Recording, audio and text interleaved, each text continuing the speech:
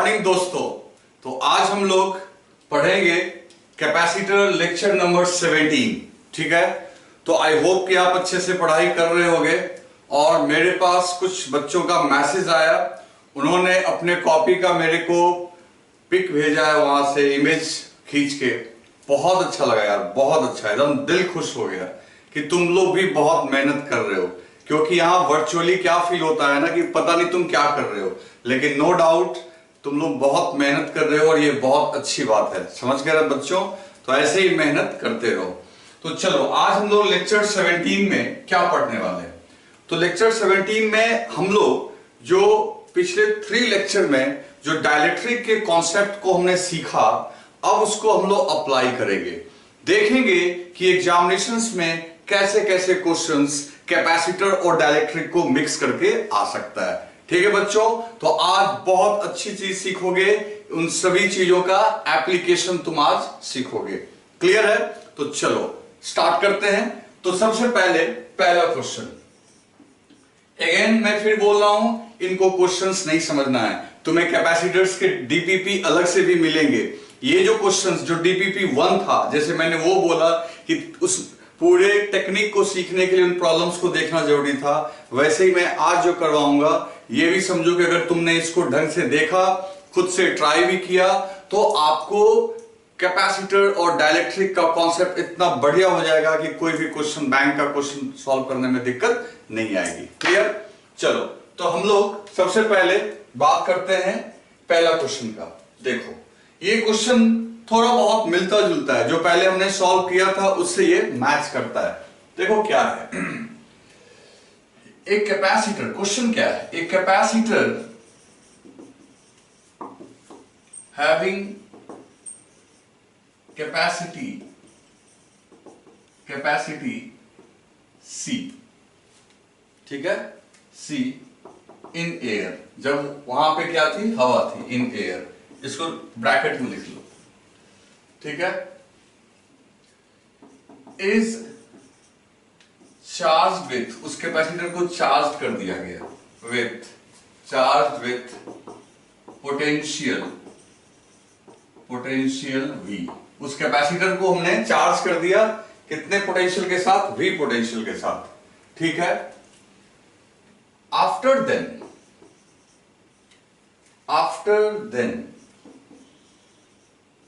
ठीक है, after then A dielectric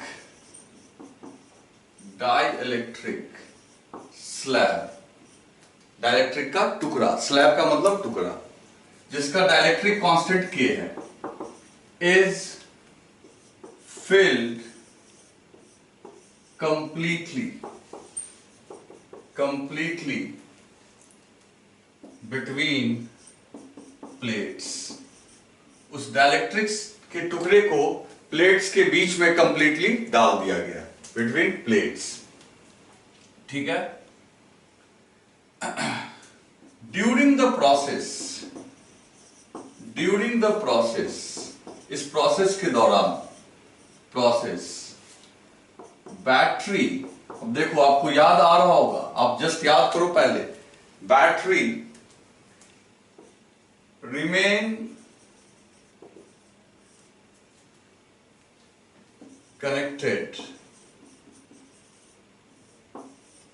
with the capacitor। जो बैटरी है वो रिमेन्स कनेक्टेड रहेगी किसके साथ, कैपेसिटर्स के साथ। ठीक है, then what will be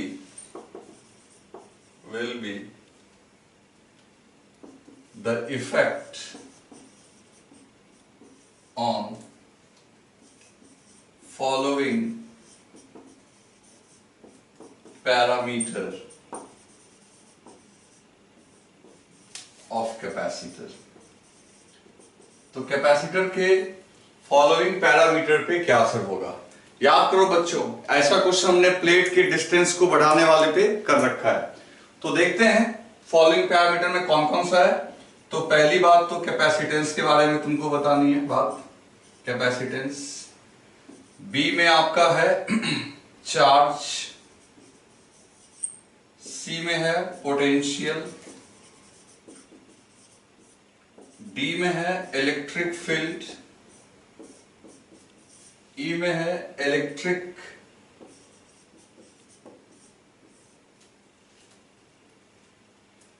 field तो हो गया, एनर्जी, और एफ में है एनर्जी डेंसिटी। तो बच्चों इन 6 टर्म्स के ऊपर आपको आंसर करना है कि इस पे क्या इफेक्ट पड़ेगा अगर आप जो है वहां पे डाइलेक्ट्रिक स्लैब डाल देंगे और इस पूरे प्रोसेस के दौरान जो बैटरी है वो रिमेन्स कनेक्टेड रहे। ओके, तो चलो एक बार क्वेश्चन लिख लो और ट्राई करो खुद से। क्वेश्चन समझ में आया क्या है? पहले कैपेसिटर है कनेक्टेड विथ बैटरी, ठीक है, कैपेसिटी सी दी गई है, बैटरी का पोटेंशियल V है तो कैपेसिटर का भी V होगा। फिर क्या हुआ कि उस कैपेसिटर के बीच में डाइलेक्ट्रिक डाल दिए जिसका इलेक्ट्रिक कांस्टेंट K दिया हुआ है। तो तुम्हें इन 6 टर्म्स के बारे में बताना है कि वो इंक्रीज करेंगे, डिक्रीज करेंगे, क्या होगा, कितना गुना इंक्रीज करेंगे। बहुत बढ़िया क्वेश्चन है दोस्तों, इसके ऊपर बहुत सारे ऑब्जेक्टिव्स पूछे जाते हैं और ऐसा क्वेश्चन मैंने तुमको बता रखा है, थोड़ा दिमाग लगाओ सॉल्व हो जाएगा।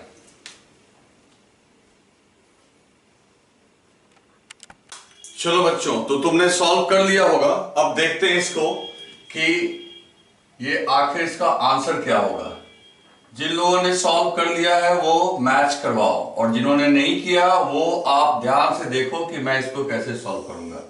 ये डाइलेक्ट्रिक डालने के पहले की हालत है, आपके सामने में ये रहा कैपेसिटर, ये बैटरी है, कैपेसिटर की जो कैपेसिटी है वो C है, ठीक है, और बैटरी का जो पोटेंशियल है वो क्या है V। ओके, तो देखो पहले तो ये बिफोर, अभी डाइलेक्ट्रिक नहीं डाल रहे, ये बिफोर की बात हो रही है, पहले की बात हो रही है, बिफोर, ठीक है। तो पहले देखते जाओ capacity, capacity, what is capacity? This is C। What is potential? Potential this is V। Charge कितना है बच्चे? Charge Q equals to C into V। फिर उसके बाद एनर्जी कितनी होगी बच्चे? Energy that is U equal to half CV square. आपको सब पता है, ये सब पहले बताया जा चुका है। क्यों एनर्जी हो गई। उसके बाद इलेक्ट्रिक फील्ड, इलेक्ट्रिक फील्ड कितना होगा बच्चे? तो इलेक्ट्रिक फील्ड के लिए बहुत सारा फॉर्मूला अपने पास है, या तो आइदर हम लोग दोनों के बीच का डिस्टेंस अगर d है तो आप सीधा लिख सकते हो V अपॉन D, फर्स्ट ये लिख सकते हो, या आप ये भी लिख सकते हो Q upon A epsilon not. Q यहां से मिल जाएगा और उसको A एप्सिलॉन नॉट से डिवाइड कर दो, ठीक है। What is energy density?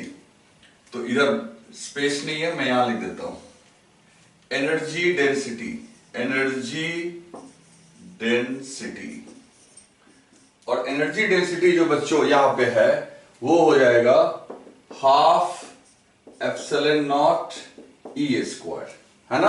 अपने को पता है प्लेट्स के बीच की जो एनर्जी डेंसिटी होती है वो half epsilon not E square होती है, और E की वैल्यू तुम यहां से डाल सकते हो। क्लियर है? चलो अब क्या करेंगे हम लोग, अब हम लोग बाद वाली बात करेंगे।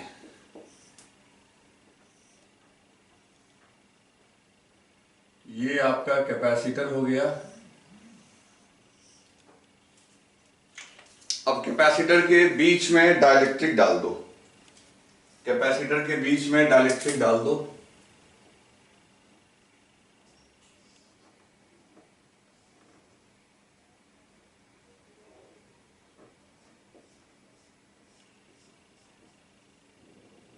ये आपने डाइलेक्ट्रिक डाल दिया। जो डाइलेक्ट्रिक डाला उसका डाइलेक्ट्रिक कांस्टेंट कितना है बच्चों? K। बैटरी लगी हुई है, अब तुम सोच लो बैटरी लगी हुई है, क्या क्या होगा आफ्टर, ये आफ्टर की बात हो रही है, क्या क्या होगा बच्चों आफ्टर? सबसे पहली बात, एक चीज क्लियर है कि अगर हम लोग कैपेसिटर के बीच में डाइलेक्ट्रिक डालेंगे तो उसकी कैपेसिटी बढ़ जाएगी, तो automatically capacity that is C dash, तो कितनी गुनी हो जाएगी, के सी, के गुनी हो जाएगी। वो पहले ही हम लोग जान रहे हैं कि अगर डाइलेक्ट्रिक कंप्लीटली किसी कैपेसिटर को फिल कर दे तो जो कैपेसिटी सी है पहले वो के टाइम्स हो जाएगी, वो क्या हो जाएगी, के सी। ओके, पोटेंशियल, अब बात आ रही है पोटेंशियल की, बात आ रही है पोटेंशियल की। अब देखो एक सेकेंड के लिए आप जस्ट रिमेंबर करो कि हमने आपको बताया था कि जब तक बैटरी लगी रहेगी, जब तक बैटरी लगी रहेगी तब तक आप वहां का पोटेंशियल चेंज नहीं करेंगे।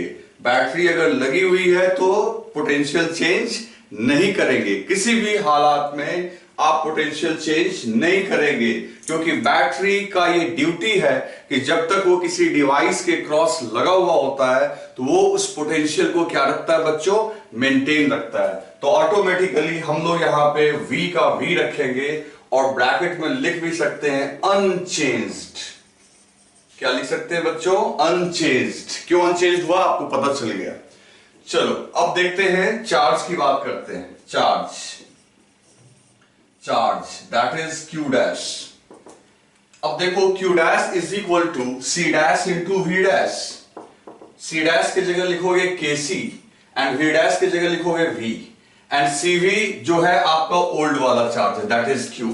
तो Q dash is equal to KQ। आप नोटिस करो यहां पे आप देख सकते हो कि चार्ज पहले Q था जो कि CV के इक्वल था, Q डैश जो है वो KQ है, यानी चार्ज K टाइम्स इंक्रीज हुआ। अगर अज्यूम करो कि डाइलेक्ट्रिक कांस्टेंट की वैल्यू 2 है तो पहले से चार्ज क्या हो गया, डबल, है ना। तो चार्ज 2 गुना हो गया, KQ हो गया, तो चार्ज आपका क्या हो गया, इंक्रीज किया, कितने टाइम्स, K टाइम्स। ओके, ये सारी चीजें आपसे अलग अलग ऑब्जेक्टिव में पूछी जा सकती है। चार्ज की बात हो गई, अब बात करते हैं एनर्जी की। तो देखते जाओ, energy, energy that is U dash.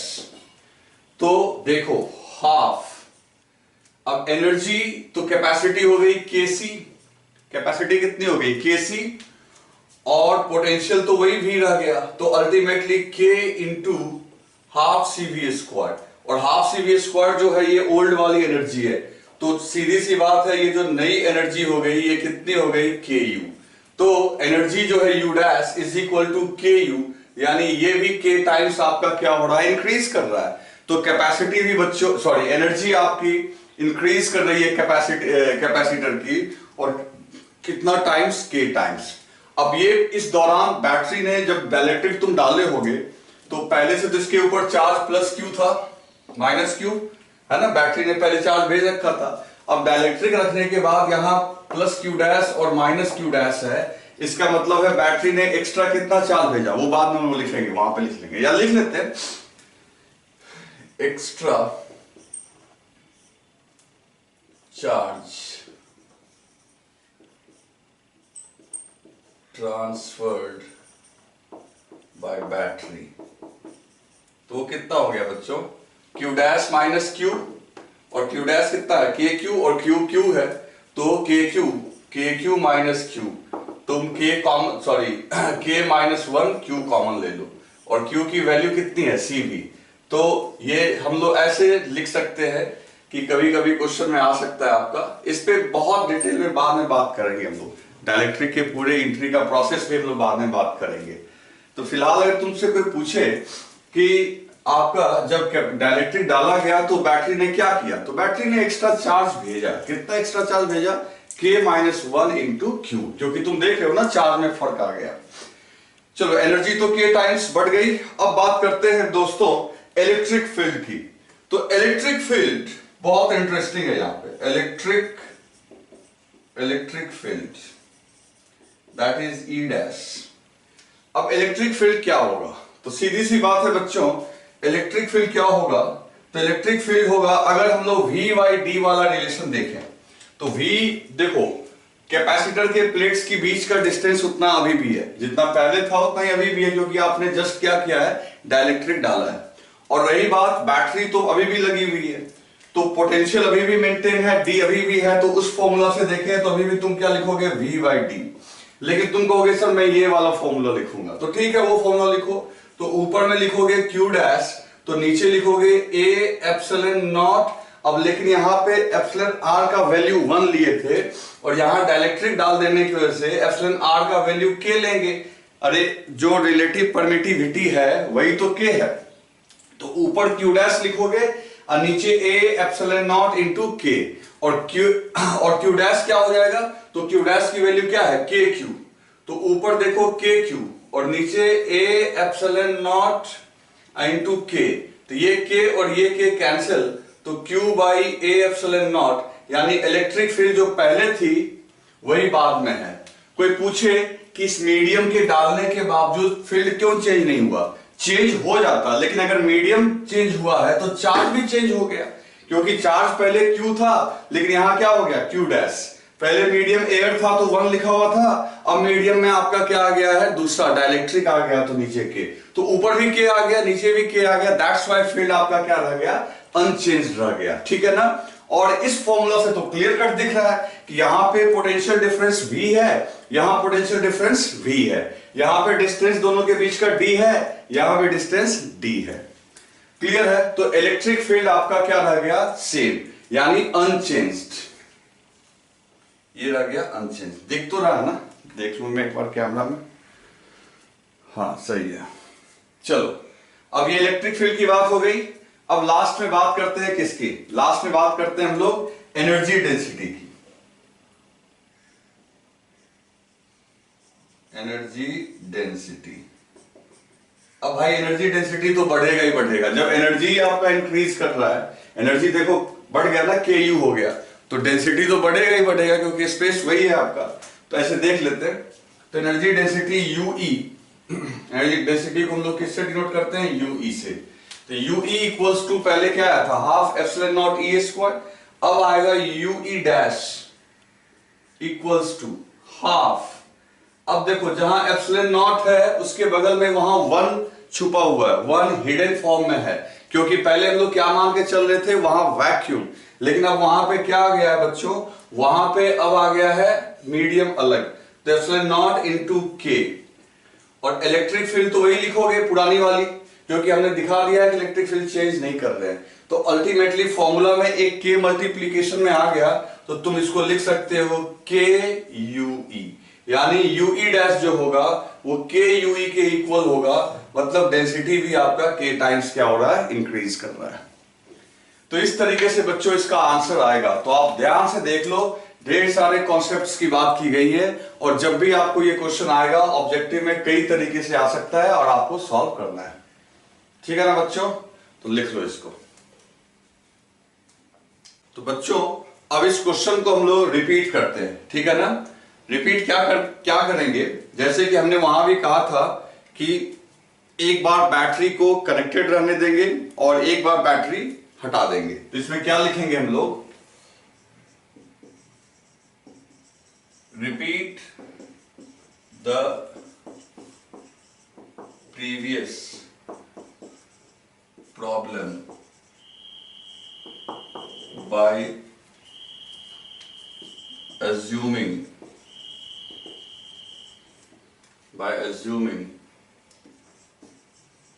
battery is removed during insertion of dielectric। तो बच्चों क्वेश्चन आप लिख लो कि आपको प्रीवियस प्रॉब्लम को ही रिपीट करना है, by assuming battery is removed during insertion of dielectric. मतलब कैपेसिटर है, उसके अंदर डाइलेक्ट्रिक डाल रहे हो और तुम ये अज्यूम करके चल रहे हो कि जब एक तो पहले कैपेसिटर को चार्ज कर लो बैटरी से, ठीक है, फिर उसके बाद जब चार्ज हो जाए तो बैटरी हटा दो, बैटरी खोल के हटा दो और तब डाइलेक्ट्रिक डाल दो, तब उन्हीं सारी चीजों का आंसर आप करके दिखाओ। ठीक है, तो चलो एक बार वीडियो पॉज करके खुद से सॉल्व करो और फिर मेरे से मैच करवा लेना कि तुमने सही किया या गलत। कर लिया तुमने? चलो देखते हैं।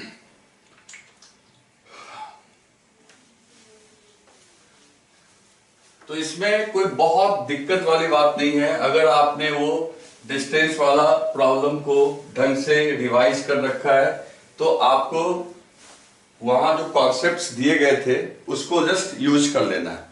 पहली बात, बिफोर तो बैटरी लगी हुई थी, फटाफट हम लोग लिख लेते हैं, चेकलिस्ट बना लेते हैं।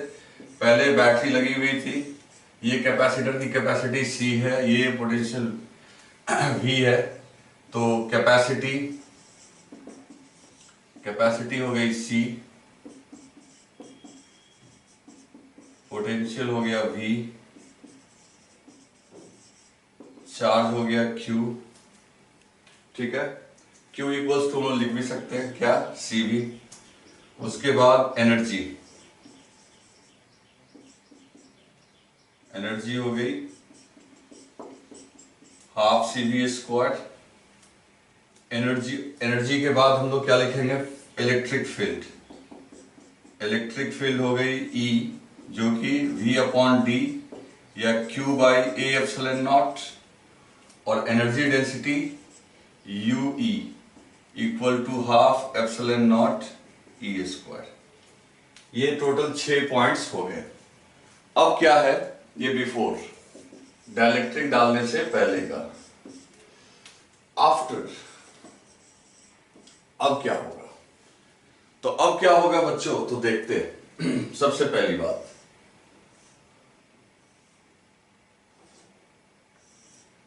इस बार तुमने जो ये डाइलेक्ट्रिक डाला, इसी के पहले बैटरी हटा दिया, यहां से चार्ज करके बैटरी तुमने रिमूव कर दिया, और ये तुमने इसके बीच में डाइलेक्ट्रिक डाल दिया, ठीक है। अब बैटरी तो है नहीं भाई, तो जस्ट आप याद करो कि मैंने आपको बोला था कि एक बार जब चार्ज यहां चला गया, यहां पे चार्ज +Q और -Q आ गया, अगर आपने बैटरी हटा दिया, मतलब तार ये टूट गया, तो अगर ये तार नहीं जुड़ा हुआ, टूट गया, तो एक बात जान लो, कुछ भी कर लो, जो चार्ज है वो रहना है वही जो पहले था। क्योंकि चार्ज कहीं भी, याद रखना आज से, इस बात को दिमाग में सेट कर लो कि चार्ज कहीं भी आएगा जाएगा, ये तभी पॉसिबल है जब या तो बैटरी लगा हुआ हो या इन दोनों प्लेट को कनेक्ट कर दिया जाए। अगर चार्ज करके आपने हटा दिया सब कुछ, तो चार्ज वहीं रहेगा। चार्ज कहां जाएगा, हवा में चार्ज नहीं जा सकता भाई। तो इसका मतलब इस पे चार्ज Q' और ये -Q' है। तो इस केस में सबसे पहले देखो कैपेसिटी। तो जहां तक रही बात कैपेसिटी की, तो कैपेसिटी में तो भाई वही है, फॉर्मूला आपका है, बीच में उसका तो ज्योमेट्रिकल डायमेंशन पे डिपेंड करता है कि तुम लिखोगे K × ε0 A/D कैपेसिटी, ये पहले वाला C था और K से मल्टीप्लाई हो जाएगा तो ऑटोमेटिकली ये KC हो गया। तो कैपेसिटी तो बैटरी रहे ना रहे उससे फर्क नहीं पड़ता है, अगर आप डाइलेक्ट्रिक डालोगे तो कैपेसिटी K टाइम्स बढ़ जाएगा। और कांस्टेंट क्या रहने वाला है बच्चों, तो चार्ज। यहां पे हम लोग चार्ज इक्वल्स टू, चार्ज जो हम लोग Q' माने, that must be equal to पुराना वाला charge, Q' equal to Q, जो पहले चार्ज अपना आया था, जिसकी वैल्यू कितनी थी, CV। चार्ज कहीं जा नहीं सकेगा, ये आपका रहेगा कांस्टेंट, और उसकी वजह हमने आपको बता दी। अब रही बात पोटेंशियल की, तो बच्चे पोटेंशियल का रखवाला कौन होता है, बैटरी। अगर बैटरी है तो पोटेंशियल मेंटेन रहेगा, यहां बैटरी हट चुकी है, पोटेंशियल मेंटेन नहीं रहेगा। तो बात करते हैं हम लोग पोटेंशियल की। पोटेंशियल हो गया V'। पोटेंशियल क्या हो गया बच्चों, V'। तो V' कैसे निकालोगे, तो सीधी सी बात है, V' इक्वल टू Q'/C'। जैसे Q' इक्वल टू C'/V', तो V' इक्वल टू Q'/C'। और Q' क्या है, Q' तो पुराना वाला ही चार्ज है, दैट इज CV, है ना। और C', तो C' नया वाला capacity, that is KC। Q' की वैल्यू Q के बराबर है, और Q की वैल्यू यहां हमने निकाल रखी है, तो अब सीधा वो CV पुट कर दो। अब देखो यहां C से कैंसिल हो गया, V/K। जस्ट देखो कि आपका जो पोटेंशियल है ये डिक्रीज कर गया, क्योंकि बैटरी यहां जो थी मेंटेन करने के लिए, वो बैटरी अब यहां पे नहीं है, तो पोटेंशियल K टाइम्स डिक्रीज कर गया। अगर ये डाइलेक्ट्रिक कांस्टेंट 4 होता तो पोटेंशियल पहले वाले पोटेंशियल का 1/4 हो जाता। मान लो यहाँ 40 वोल्ट है तो यहाँ 40 वोल्ट अपॉन 4 यानी 10 वोल्ट होता है, यानी पोटेंशियल आपका क्या हो गया, डिक्रीज। आ रही है बात समझ में दोस्तों? तो ये मामला हो गया पोटेंशियल का। तो capacity, charge, potential, capacity, charge और पोटेंशियल। अब बात करते हैं एनर्जी की। तो दोस्त अब एनर्जी पे भी खतरा मंडरा रहा है।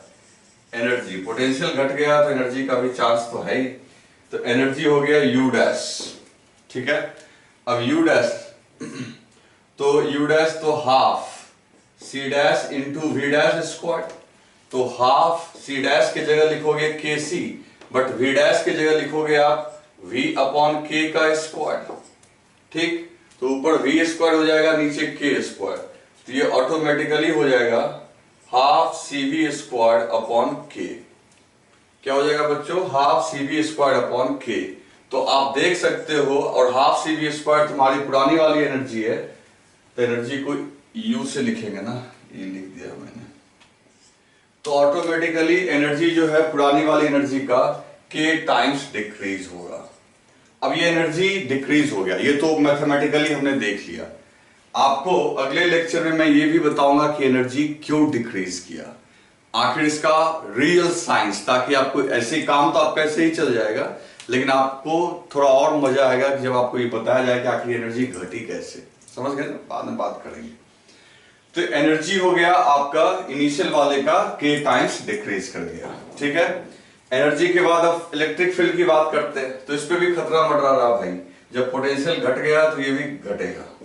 Electric field E equals to, अब ये फॉर्मूला ले लो, तो V dash upon D, E dash equal to V dash upon D, और V डैश देखो क्या है, K टाइम्स आपका डिक्रीज कर गया है, तो V डैश की जगह लिखोगे V बाई K D, तो V बाई D तो पुराना वाला फील्ड है, तो हो गया E बाई K, ये भी आपका डिक्रीज कर गया। अगर कहोगे कि सर हम चार्ज वाला इक्वेशन से चलेंगे, तो इससे भी डिक्रीज करेगा, क्योंकि चार्ज तो आपका सेम रह गया, तो यहाँ Q की जगह Q रखोगे और नीचे A एप्सिलॉन नॉट के बगल में K आ जाएगा, तो इस बार K में सिर्फ डिवीजन आएगा। पिछली बार क्या हुआ था, K ऊपर भी था, और यहाँ पे चार्ज वाले में सिर्फ नीचे K रहेगा, तो K टाइम्स डिक्रीज कर जाएगा। चलो अब बात करते हैं डेंसिटी की, एनर्जी डेंसिटी। आई थिंक ये भी घटना ही चाहिए बच्चों, तो ये हो जाएगा हाफ, फॉर्मूला देखो एप्सिलॉन नॉट, तो लिखा हमने एप्सिलॉन नॉट। अब मीडियम चेंज है वहां का, तो जैसे यहाँ एप्सिलॉन R के लिए 1 था, यहां लिखोगे K, और इलेक्ट्रिक फील्ड E की जगह लिखोगे E डैश का स्क्वायर। ओके बच्चों, और E डैश क्या है आपका E बाई K, तो अल्टीमेटली देखो क्या हुआ, ये half epsilon not K E square by K square, K से एक K कैंसिल हो गया, तो half epsilon not E square by K, तो ये initial energy UE upon K, यानी K टाइम्स क्या हो गया, डिक्रीज हो गया। क्लियर हो गया बच्चों? तो ये इस तरीके से देखो, और सारे ऑब्जेक्टिव्स, हर एक क्वेश्चन आपको ऑब्जेक्टिव में आएगा। तो ये 2 केस का मतलब 6 यानी 12 ऑब्जेक्टिव आपके सॉल्व हो गए। समझ गए ना? आप ढंग से याद रखना इनको, और याद रखना क्या है, आप कॉन्सेप्ट याद रखो, सब सॉल्व हो जाएगा।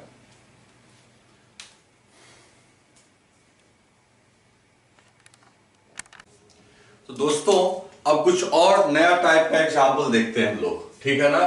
अब जो क्वेश्चन आप सीखने जा रहे हो, इसके ऊपर ढेर सारा क्वेश्चन आता है एग्जाम में, तो पहले मैं ये कॉन्सेप्ट सिखा दूंगा और फिर एग्जाम में आए हुए क्वेश्चंस भी हम लोग करेंगे, ठीक है ना। तो अब देखो क्या क्या आपको कॉन्सेप्ट सीखना है।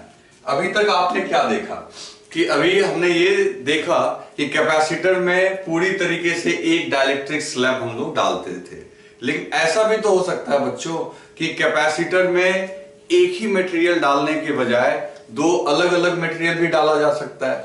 जैसे देखो, मान लो ये नंबर 1 है, ये आपकी कैपेसिटर है, ठीक। अब इस कैपेसिटर का टोटल डिस्टेंस जो है बच्चों दोनों प्लेट्स के बीच का, वो है अपना D। टोटल डिस्टेंस कितना हो गया D। तो हाफ ऑफ द डिस्टेंस, ठीक है ना, हाफ ऑफ द डिस्टेंस। अब इसमें जो हाफ ऑफ द डिस्टेंस है दैट इज d/2, इसमें फिल कर दिया गया है k1 को। किसको फिल किया गया बच्चों? k1 को। एंड द रेस्ट हाफ में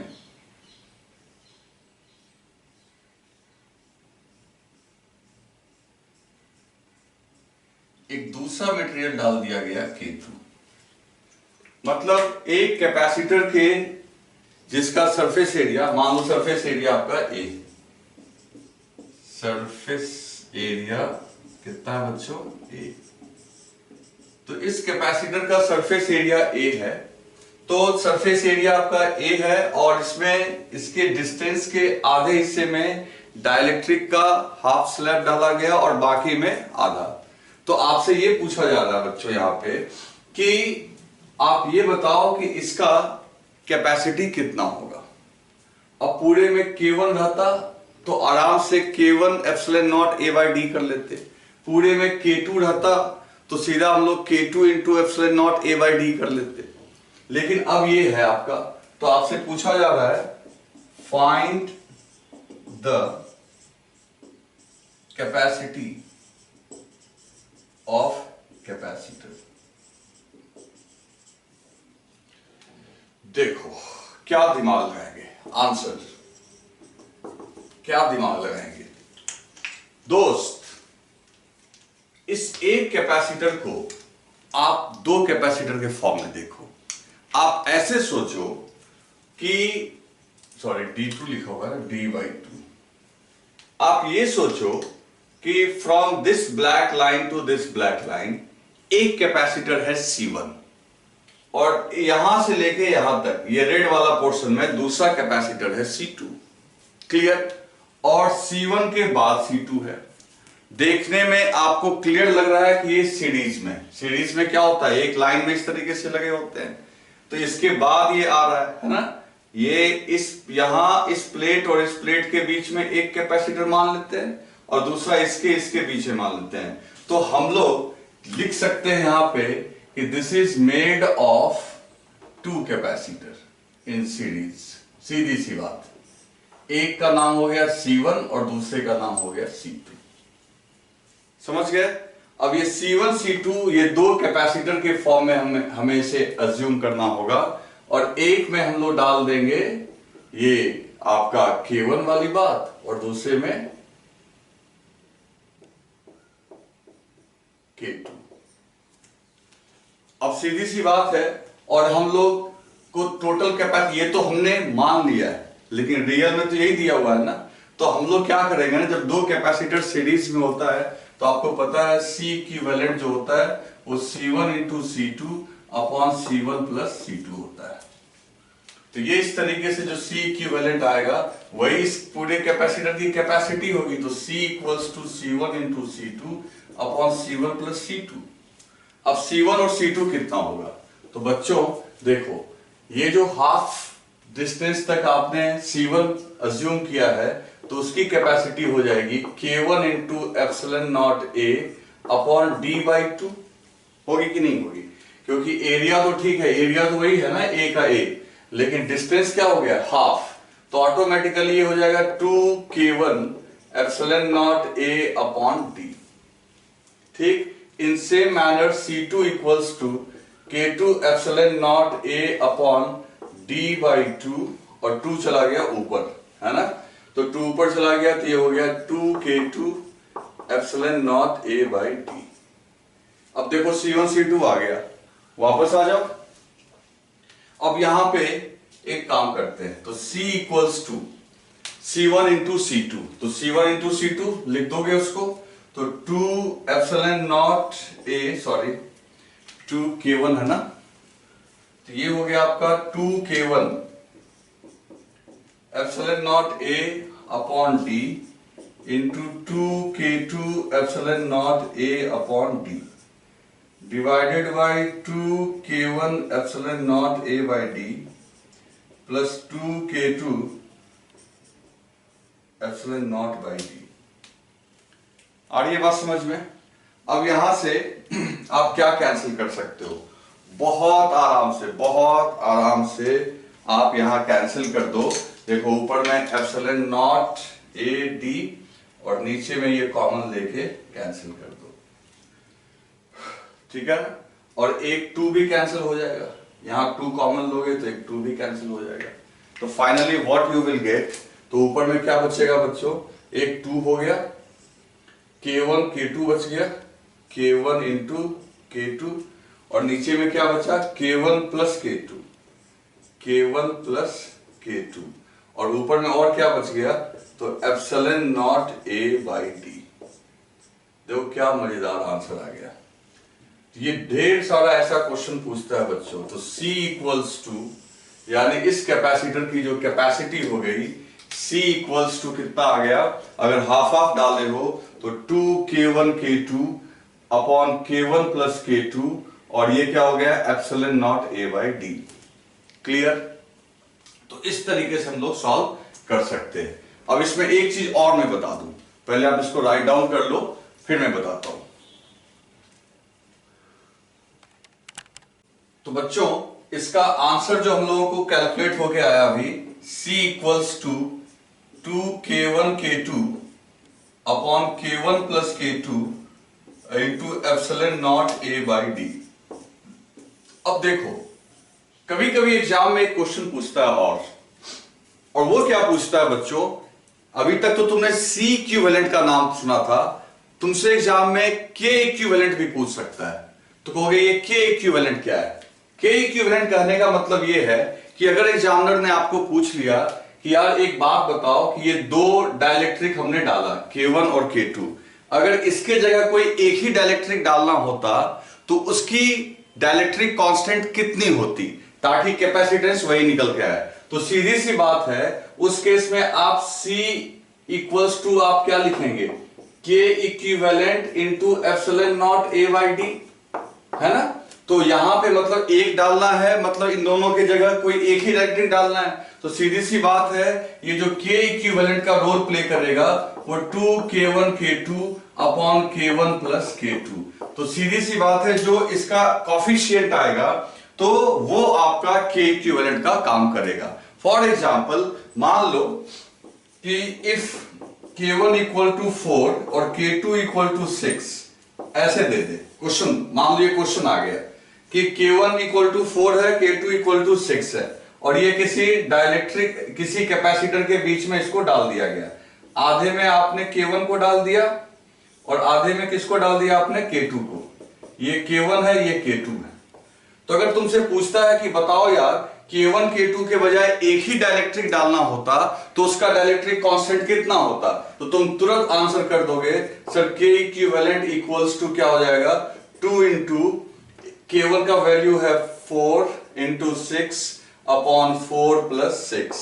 तो ये कितना हो गया आपका? ये हो गया 24 अपॉन 10, दिस इज 2.4। यानी अगर कोई एक डाइलेक्ट्रिक डालना होगा, ठीक, एक डाइलेक्ट्रिक इन दोनों के बजाय, तो वो डाइलेक्ट्रिक का जो डाइलेक्ट्रिक कांस्टेंट होगा वो क्या कहलाएगा? K equivalent. इस पे जेई में भी क्वेश्चन एडवांस में भी आया हुआ है, समझ गए ना? तो कहोगे कैसे कैलकुलेट किया करेंगे? तो कुछ नहीं करने का है, पहले तो तुम सॉल्व कर लिया करो, अब फिर epsilon not A by D, ये कैपेसिटर का ज्योमेट्रिकल डायमेंशंस हो गया, मतलब कि एरिया हो गया, डिस्टेंस, इसका जो भी कॉफिशिएंट आएगा वो कॉफिशिएंट समझते हो ना, जो मल्टीप्लीकेशन में आएगा वही रोल प्ले करेगा किसका? K इक्विवेलेंट का। समझ गए बच्चों? तो ये इस तरीके से हम लोग कर सकते हैं। अब कल को ये दो हिस्से के बजाय थ्री पार्ट में भी डिवाइड करके दिया हुआ हो सकता है, तो उसको जरा हम लोग देख लें। अब बच्चों अब 3 प्लेट्स वाला भी हम लोग देख लेते हैं, 3 पार्ट वाला भी एक देख लेते हैं ताकि आपको पूरा कॉन्फिडेंस आ जाए। जैसे मान लो ये कैपेसिटर है, ठीक है ना, इसका सरफेस एरिया A है, ओके, बीच का डिस्टेंस कितना है? D है। अब इसमें तुमने क्या किया? इसमें 3 पार्ट्स में बीच में डाइलेक्ट्रिक डाला है, मतलब कि आप ये मान के चलो यहां तक एक हिस्सा हो गया और ये भी फिर एक हिस्सा हो गया, है ना? आप इस तरीके से ठीक, इसको ऐसे कर लो,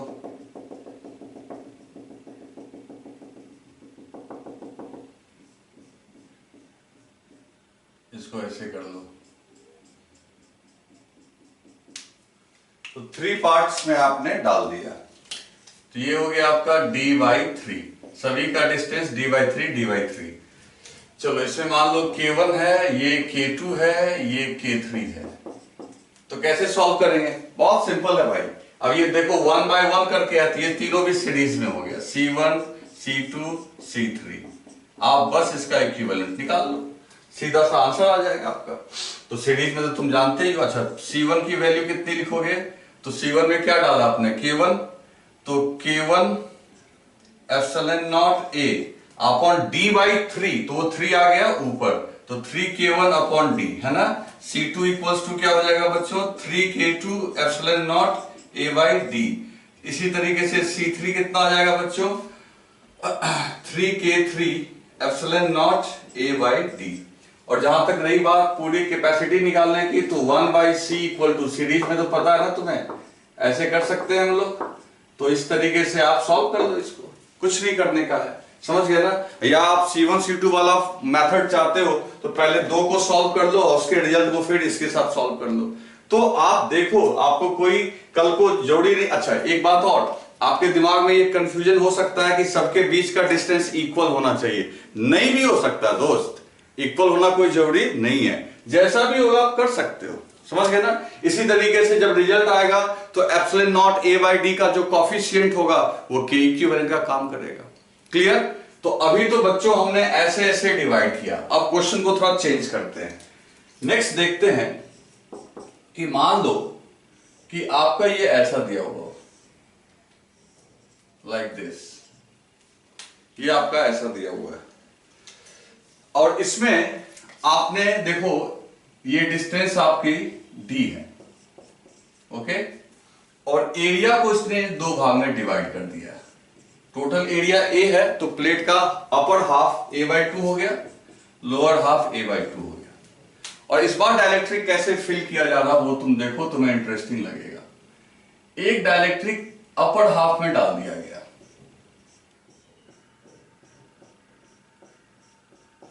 ओके, और दूसरा डाइलेक्ट्रिक जो डाला गया बच्चों वो लोअर हाफ में डाल दिया गया। ऐसे फर्क समझ में आ रहा है? इधर क्या होता था कि हम लोग डिस्टेंस वाइज डिवाइड करते थे, यहां एरिया वाइज डिवाइड कर लिया हमने। ऊपर वाले का K1 और नीचे वाले का K2, ठीक। और तुम्हें क्या पूछ रहा है? फाइंड, तुम्हें कह रहा है find C of the system, इसका C निकालना है, कैपेसिटी निकालना है। तो कैसे कैलकुलेट करेंगे? तो पहले समझो, अब ये तुमको देखना है, जैसे यहां हमने सीरीज में कर लिया 1 बाय 1, यहां क्या तुम देख रहे हो? ये सीरीज है या पैरेलल है? तो बहुत सिंपल जवाब है दोस्त, ये पैरेलल है। कैसे पैरेलल है? तो देखो, अपर हाफ में एक कैपेसिटर है और लोअर हाफ में एक कैपेसिटर है। ये भी इस प्लेट के बीच में है और ये भी इसी प्लेट के बीच में है। जो पोटेंशियल डिफरेंस इसके क्रॉस आएगा वही पोटेंशियल डिफरेंस इसके क्रॉस आएगा। तो मतलब ये पैरेलल का जो कंडीशन है कि पोटेंशियल डिफरेंस सेम होना चाहिए, वो फुलफिल कर रहा है। तो हम क्या करेंगे? इसको सॉल्व करने का सबसे आसान तरीका है कि हम लोग मान लेंगे कि यहां पे 2 कैपेसिटर्स हैं, C1 और C2। क्या है बच्चों? 2 कैपेसिटर है, दैट इज C1 और C2। और ये दोनों सीरीज में हो गया या पैरेलल में हो गया? पैरेलल में। ये तो बहुत आसान हो गया भाई। तो सीधी सी बात है, तो हम लोग क्या कैसे लिखेंगे इसका आंसर वो देखो। तो इसका आंसर कैसे लिखे हम लोग? तो आंसर ऐसे लिख सकते हैं, C इक्विवेलेंट बोलना सही नहीं रहेगा, हमें तो C निकालना है ना। वो तो हम लोग मन में समझ रहे हैं कि C इक्विवेलेंट निकाल रहे हैं, दरअसल है तो वो C ही। तो C इक्वल्स टू, सीधा है, पैरेलल में तो तुम्हें याद है ना, पैरेलल में तुम्हें पता है, सीधा हम लोग ऐड कर देते हैं। ये ऊपर वाले का आंसर है भाई। तो C1 प्लस इधर वाले का आंसर है ये। तो C equals to C1 plus C2, okay. अब C1 के जगह हम लोग क्या लिख सकते हैं? तो C1 के जगह लिख सकते हैं, देखो C1 की जगह क्या लिख सकते हैं बच्चों? तो C1 की जगह क्या लिखेंगे? तो C1 है अपर प्लेट का के बीच का कैपेसिटी, तो C1 equals to epsilon not A, ठीक है। Epsilon not A by D, लेकिन एरिया हाफ है तो लिखोगे ए बाई 2, और यहां पे क्या डाला हुआ है K1, तो C1 की वैल्यू कितनी हो गई K1 into epsilon not into A by 2 divided by D. इसी तरीके से C2 क्या हो जाएगा बच्चों, तो K2 epsilon not A by 2 और डिवाइडेड बाई डी। आ रही है बात समझ में? तो अब यहां पे आ जाओ, यहां क्या लिखोगे आप, तो सीधा ये हो गया आपका K1 epsilon not A by 2d and K2 epsilon not A by 2d। अब इसमें epsilon not A by D, epsilon not A by D common ले लो, तो आपको सॉल्व करोगे तो ये आ गया K1 plus K2 divided by 2, और ये हो गया epsilon not A by D. आ ये बात समझ में? तो इतना आराम से आप इसे कैलकुलेट कर सकते हो। तो आंसर यहां पे आ गया K1 plus K2 divided by 2 into epsilon not A by D. समझ गए बच्चों?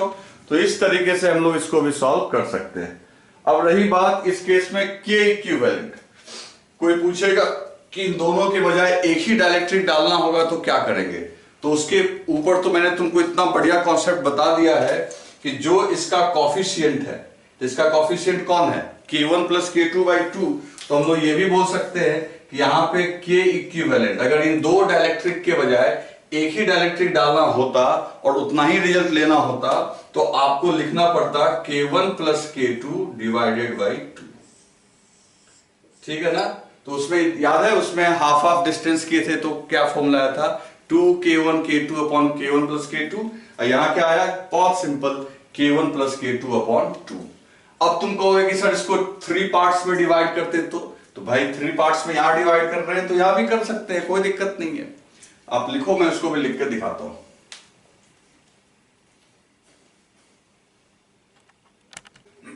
तो बच्चों अगर 3 प्लेट्स होता तो क्या होता, बहुत सिंपल,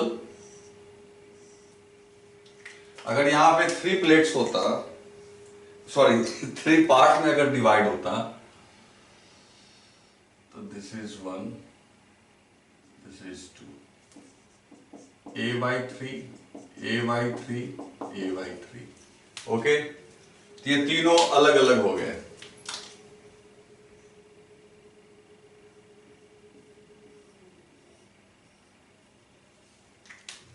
और ये बीच वाला अलग हो गया,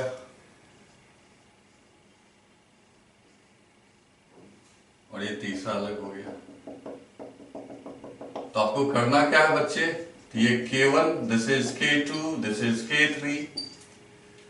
तो सीधी सी बात है 3 कैपेसिटर्स हो गए यहाँ पे, और वो तीनों क्या है पैरेलल में होंगे। तो आपको तो कुछ करना ही नहीं है भाई, आप C1 C2 और C3 तीनों को सिंपल ऐड कर दो। तो अगर आपको C इक्विवेलेंट चाहिए तो C1 plus C2 plus C3, तो यहां पे हो जाएगा K1 epsilon not A by 3D। 3D क्यों लिखे समझ में आ रहा है ना, A अपॉन 3, एरिया 1/3 है ना। ये हो गया आपका K2 epsilon not A by 3D and K3 epsilon not A by 3D। ठीक है, और यहां पे आप क्या करोगे फिर, epsilon not A by D को कॉमन ले लोगे तो K1 plus K2 plus K3 divided by 3 into epsilon not A by D. ठीक है, इसमें K इक्विवेलेंट का रोल कौन प्ले कर रहा है वो भी तुम्हें पता चल गया। ठीक है, चलो अब एक आज का आखिरी क्वेश्चन करते हैं जिसको और थोड़ा कॉम्प्लिकेट करते हैं। ठीक है ना, उसको और थोड़ा कॉम्प्लिकेटेड कर देते हैं। अब ये रहा कैपेसिटर,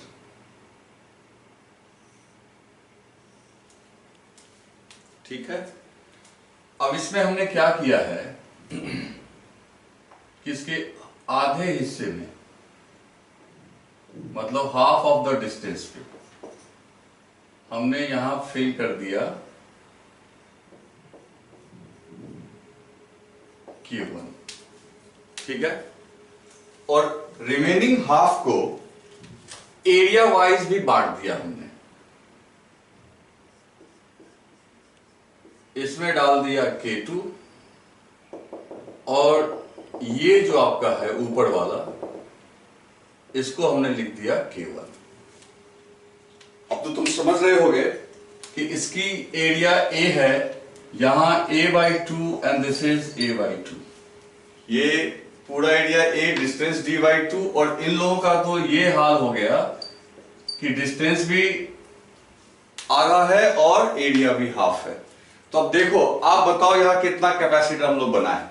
तो बहुत आराम से तुम समझ सकते हो कि ये दोनों जो है दैट इज C2 K3 है ना, C2 और C3, ये दोनों आपका पैरेलल में है, C2 और C3, और इसका रिजल्ट इसके साथ क्या है, सीरीज में। तो आप इसका डायग्राम कैसे बनाओगे? तो डायग्राम ऐसे बनेगा, दिस इज C1 और ये दोनों यानी K3 और K2, ये आपका C2 हो गया और ये आपका C3।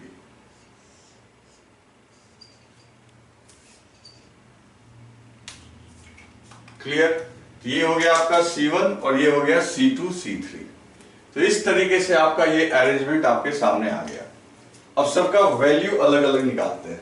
तो सबसे पहले हम लोग C1 की बात करें तो C1 कितना होगा? तो C1 होगा एप्सिलॉन नॉट, और एरिया कितना है बच्चे, A, डिस्टेंस कितना है D/2, और डाइलेक्ट्रिक कांस्टेंट K1, तो 2 ऊपर चला गया, तो C1 equals to 2K1 epsilon not A/D।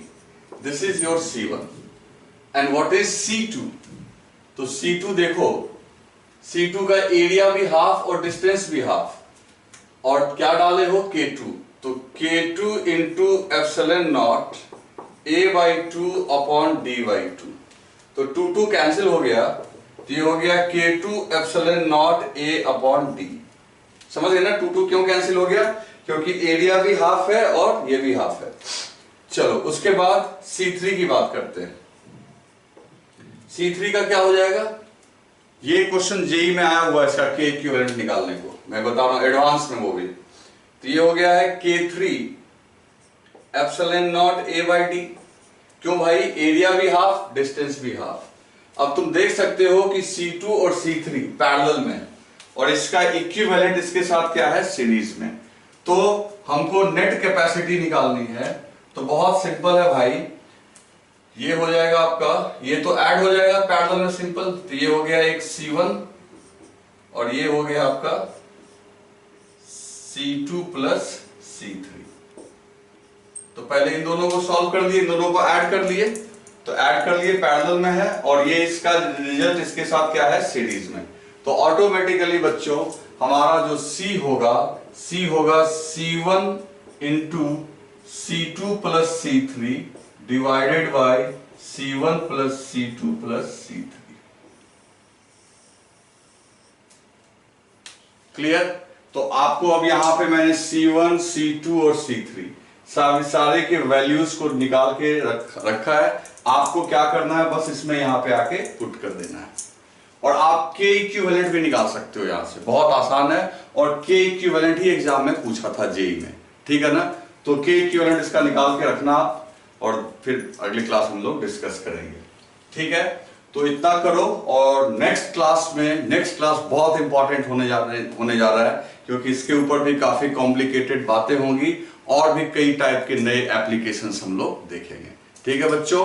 तो तब तक आप एचसीएमएल में लगातार सॉल्व करते चले जाइए, ठीक है, और क्वेश्चन बैंक भी सॉल्व कीजिए। मैं सबको अब एक एक करके डिस्कस कर दूंगा आगे, ठीक है ना बच्चों। तो इसको आप राइट डाउन कर लेना।